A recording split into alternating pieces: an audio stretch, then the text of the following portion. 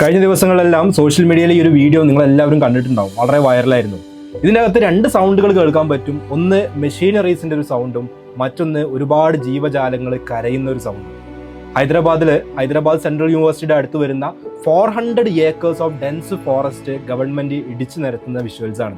IT പാർക്കുകളും urban living ഏരിയാസും എല്ലാം കൊണ്ടുവന്ന് ഡെവലപ്മെന്റ് കൊണ്ടുവരാൻ വേണ്ടിയിട്ട് ഒന്നും നോക്കാതെ 10,000 crore മുതൽ 15,000 crore വരെയുള്ള പ്രോഫിറ്റ് മാത്രം മുന്നിൽ കണ്ട് ഗവൺമെന്റ് ചെയ്യുന്ന ഒരു ആക്ഷൻ. ഇതിനെതിരെ ഒരുപാട് പ്രൊട്ടസ്റ്റുകളും കാര്യങ്ങളൊക്കെ വരുന്നുണ്ട്.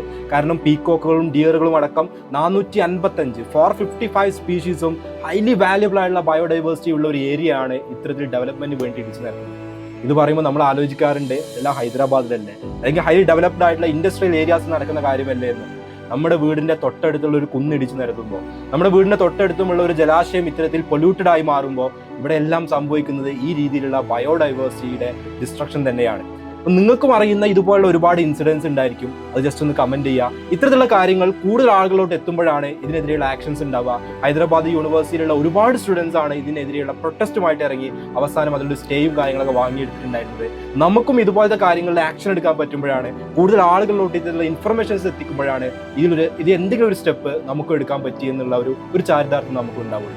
സോ മാക്സിമം ആളുകളോട് ഷെയർ ചെയ്ത് കൊടുക്കുക. നിങ്ങൾക്ക് അറിയുന്ന ഇതുപോലത്തെ ഇൻസിഡൻസ് കമന്റ് ചെയ്യുക. അതും നമുക്ക് വീഡിയോസ് ആയിട്ട് ചെയ്യാവുന്നതാണ്.